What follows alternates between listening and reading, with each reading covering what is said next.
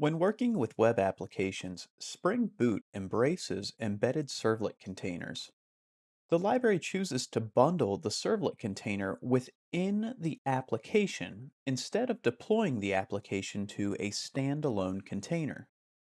In this lesson, we'll see how to switch between embedded servlet containers and how to customize their behavior.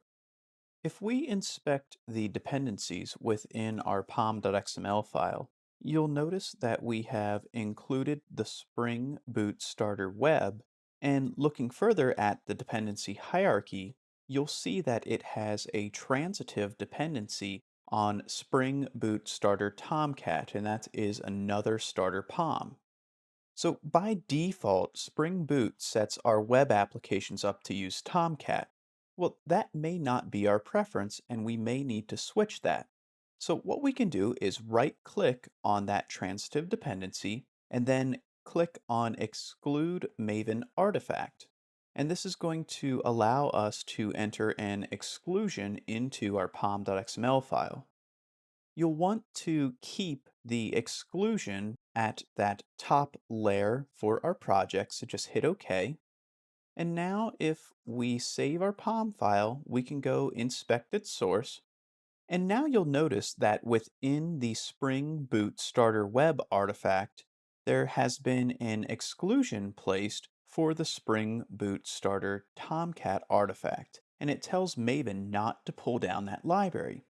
So all we need to do now to switch over to another embedded servlet container is add a dependency on the starter POM.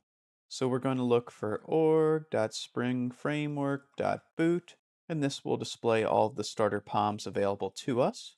And let's go ahead and configure our application to use Jetty, which is another embedded servlet container. So if we go ahead and save that configuration, we can now relaunch our application. And now if we navigate to a browser, we can access our Timeleaf template. And you see that we are presented with our view. And if we look further in the logs, we're going to see that instead of Tomcat, we are now using Jetty. So here we see a Jetty embedded servlet container factory bean, and that is building out the Jetty container that is servicing all of our requests. Now, also with Spring Boot, we can provide a number of properties that customize the behavior of our embedded servlet containers. These properties are found within the server node, and if we take a look, some of the most common configurations you'll see are changes to how we connect to the server itself. So for example, we can specify the address property. The address property specifies the IP address or the host name that the Jetty connector is going to bind our server to. In our case, I'm going to go ahead and enter my machine name, which is Titan, so you're a little bit more familiar with my local machine. You can also specify the port, and this once again is going to modify that connector information within your embedded servlet container.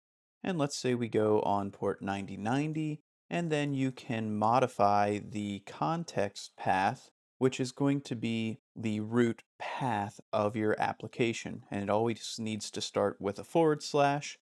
So here we have set our application to run at Titan on port 9090, and the context path will be /app. So let's relaunch our application, and then we'll visit this URL.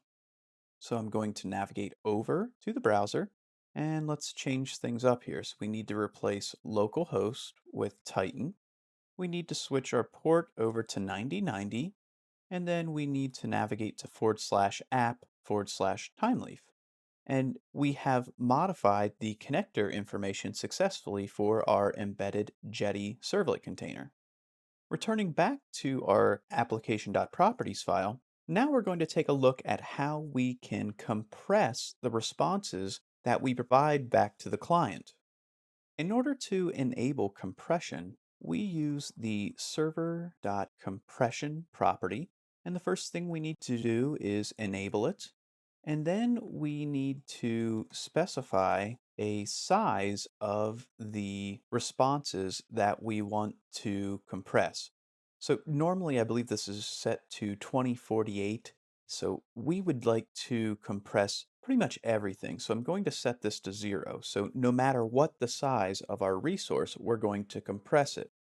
Now, you'll also see within these properties a MIME type, and you can specify an array of MIME types that this applies to. Now, by default, Spring Boot is going to configure HTML, XML, plain text, and CSS.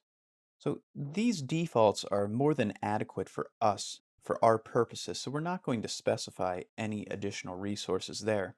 But you can discern what Spring Boot will compress via the configuration for the embedded servlet container. So let's go ahead and we can restart our application. And then I'm going to navigate to the browser and we'll open up the developer tools within Chrome, and I'm just going to navigate to this URL. And here you see on our network traffic that we have our request. And if we look at the response headers, we do see that it is now gzip encoded. So here, this is the header we're looking for, and that's going to help us serve resources to the client more quickly and reduce the traffic that we are sending over our network. Finally, I'd just like to point out that Spring Boot has support for Tomcat, Jetty, and Undertow. And you'll actually see some more Tomcat specific properties within the application.properties file in the IntelliSense it provides. So you can further refine the configuration of these embedded servlet containers using Spring Boot.